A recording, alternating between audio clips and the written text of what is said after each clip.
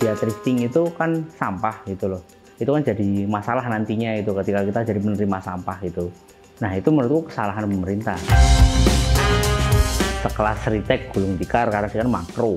Kita gantian dong, kita yang ekspor dong gitu loh. Kenapa sih harus kita yang jadi konsumtif terus itu loh? Indonesia itu udah seneng sama produk luar negeri dulu gitu loh. Masalahnya di situ. Jadi itu udah masalah masalah apa ya? Masalah mindset sih kalau aku. Maunya kalau produk lokal harusnya lebih murah daripada si produk yang impor gitu loh. Cintai produk-produk Indonesia.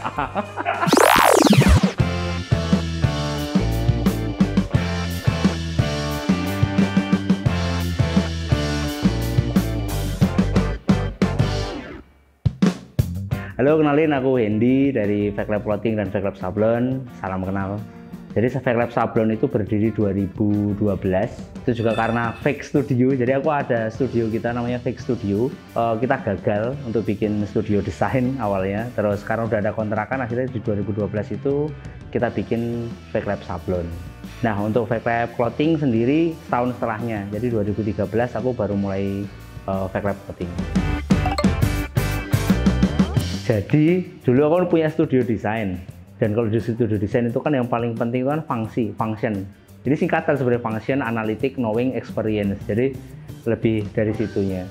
Ketika udah tahu fungsinya kita menganalisisnya pakai pengetahuan gitu. Ada 4 metode itulah kalau aku mau, dari fungsi dulu, atau dari analisisnya dulu, atau dari pengetahuannya dulu, atau dari pengalaman konsumen atau pengalaman penjual pembeli itu. Kalau labnya karena ada lab, sebenarnya Fake Studio, bukan Fake Lab gitu. Karena nyablon mas, jadi ono lab mas. Kalau aku thrifting itu sudah ada sejak kita lahir sih maksudnya. Aku sendiri dari kecil itu udah di skaten, ngawul gitu tuh udah habitnya teman-teman yang di Jogja mungkin ya, kalau di skaten itu pasti ngawul gitu. Kalau pasarnya baju baru itu digeser sama thrifting kayaknya agak nggak mungkin menurutku itu. Walaupun mungkin ada beberapa orang beralasan seperti itu ya. Ternyata thrifting ini geser lokal brand itu sebenarnya nggak sama sekali. Malah kita tuh diajarkan banyak sama thrifting gitu. Menurutku lah ya, bikin something itu cari fittingan dari thrifting. Oh kainnya kayak gini ya, belajar dari thrifting kan nggak mungkin kita mau belajar dari mana itu. Misal katakanlah kita ke Matahari atau ke brand-brand yang ada di mall itu, tak lihat waktu itu belum ada. Nah hari ini kan ada Uniqlo, ada brand-brand besar yang masuk ke Indonesia kayak H&M, Pull&Bear gitu. Menurutku itu yang mereka yang geser lokal brand itu gitu loh. Barang-barang impor itu menurutku, bukan barang thrifting. Aku lihat teman-temanku yang pelaku thrifting sekarang makin kaya, ya jelas. Dan aku nggak masalah sih, mesti karena rezeki udah ada yang ngatur. Yang pertama, yang kedua mungkin segmentasinya juga beda. Nah aku nggak ada masalah apapun, karena juga dulu aku di situ juga. Cuman ya, yo ayolah pemerintahnya aja sih. Nah aku pemerintahnya harusnya lebih care sama UMKM atau lokal brand. Nah itu menurutku kesalahan pemerintah, bukan kesalahan kita, bukan kesalahan orang yang jual juga gitu loh. Karena emang udah ada, harusnya ketika ada regulasinya nggak boleh sampah masuk ya harusnya diselesai dari kemarin kan. Tapi ternyata masih ada juga yang bongkar bal setiap hari ya, ada juga gitu loh. Masalahnya kenapa masih bisa masuk kan itu. Jadi di acara thrifting aja itu, bahwa teman-teman thrifting itu juga butuh kaos baru. Mereka juga beli kaos baru itu loh. Akhirnya aku beranikan diri di event-event thrifting itu aku bikin merchandisingnya. Akhirnya orang-orang pada beli tempatku juga. Kalau bilang misal thrifting itu akan mengganggu, sangat mengganggu. Tapi bukan mengganggu clothing yang lain atau clothing brand yang lain, tapi lebih mengganggu ke mindsetnya orang-orang tadi. Nah sebenarnya kain-kain yang ada di Uniqlo itu juga produksi di Indonesia mas. Dan sebenarnya aku juga kita tuh dapat kayak suplai yang seperti itu juga. Jadi ada tapinya. Indonesia itu udah seneng sama produk luar negeri dulu gitu loh. Masalahnya di situ. Jadi itu udah masalah apa ya? Masalah mindset sih kalau aku. Jadi walaupun kita pakai airism, walaupun pakai apa, itu tetap aja mereka maunya kalau produk lokal harusnya lebih murah daripada si produk yang impor gitu loh. Padahal lucunya lagi, produksi yang terbagus itu malah produksi Indonesia gitu loh. Jadi kalau menurutku, kalau misal kalian membandingkan antara impor sama beli baru di Indonesia, mungkin sama produk Indonesia gitu, menurutku ini udah nggak head to head gitu loh. Karena ini harga barunya berapa, ini harga ini berapa gitu loh. Terus ketika, wah ini kan aku dapat second harganya lebih murah gitu, dan itu kualitasnya lebih bagus, ya iyalah, mereka bikinnya di garment gitu loh. Sedangkan lokal brand ini home industry gitu loh. Ada juga yang udah di garment juga ada, tapi kalau masalah ini harganya 200, ini harga 200, ini kan second, ini kan new gitu loh. Sedang kamu nggak tahu ini, walaupun ya tapi kan ini kan branded mas, seperti itu. Nah itu citra brand itu yang harus dibikin kalau aku. Jadi misal brandnya itu yang dinaikin, ya brand aja gitu loh. Misal katakanlah kamu punya brand, terus kamu dibandingin sama brand luar negeri. Aku tuh desainer buat brand-brand luar negeri mas sebenarnya awal-awal karirku itu, tapi setelah aku lihat dan mereka pegang produk-produk kita itu dipuja-puji. Jadi bukan lagi produk murahan, produknya Indonesia tuh gitu loh. Dan aku juga karena aku punya Fake Lab Sablon, aku memproduksi beberapa itu untuk luar negeri juga gitu. Jadi kemarin aku ada teman dari Jerman itu, mereka datang dan mereka tuh lihat create produk kita kayak gimana. Akhirnya mereka, wah gila nih bisa seperti ini ya di Indonesia, padahal ini sekelas home industry gitu loh. Nah mereka malah kagum gitu loh, karena di luar sana untuk bikin something yang kayak kita yang dari mulai kecil itu kayak nggak mungkin gitu mereka. Dan ketika ini brand di tempat kita tuh banyak, ya harusnya kita support gitu loh, jangan kita beli produk. Sorry, aku bukan menentang teman-teman thrifting, tapi pembeli harusnya bijak lah gitu, harusnya cintai produk-produk Indonesia.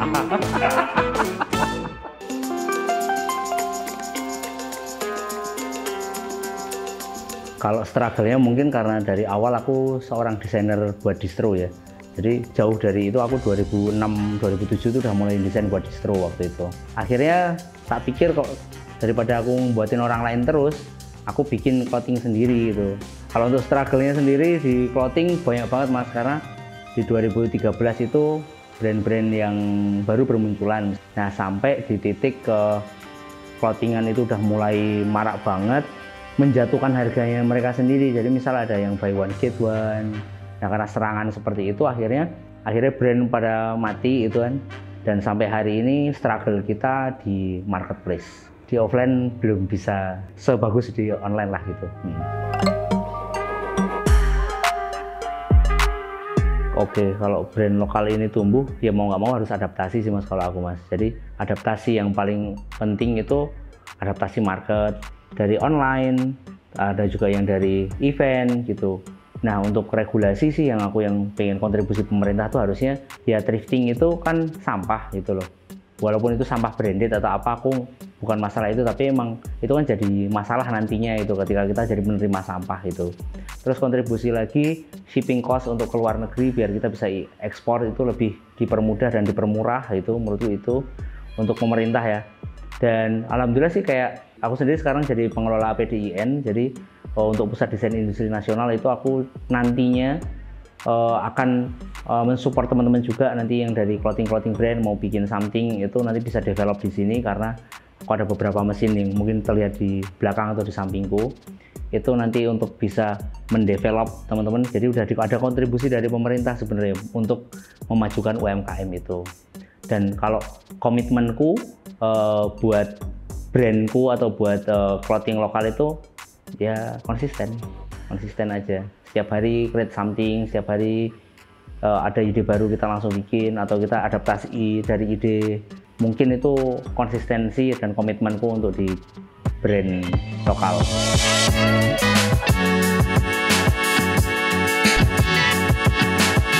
Kalau misal kita mau ke subculture lain tuh sebenarnya bisa, tapi emang kita kasih segmentasinya itu sesempit mungkin, jadi biar kita bisa kreatif di situ.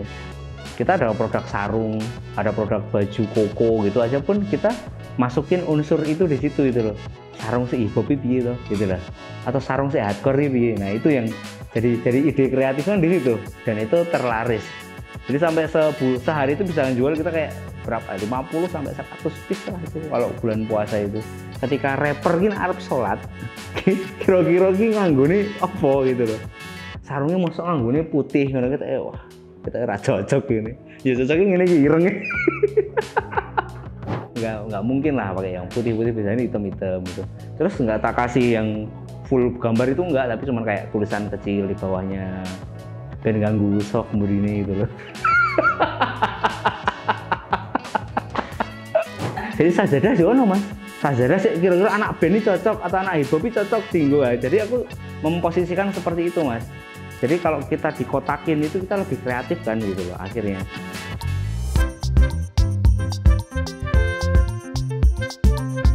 Besok di Ramadan itu kan, ini mau Ramadan nih, kita itu mau develop bukan sarungnya lagi, karena orang pakai sarung itu dalamannya biasanya boxer gitu kan.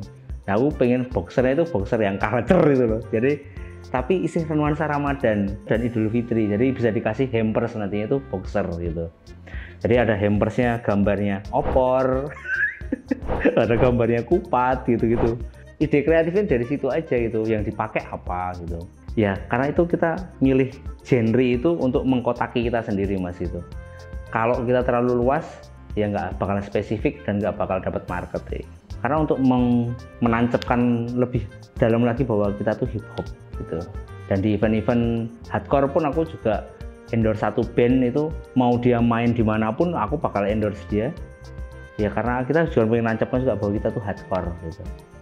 Dan untuk bentuk supportnya Fake Rap sendiri itu lebih ke kayak bikin video klipnya teman-teman yang hip hop, teman-teman hardcore kayak gitu. Jadi kita ada kayak ya tambah komitmen, komit karena kita udah komit di hip hop dan hardcore, akhirnya kita harus mengangkat mereka juga.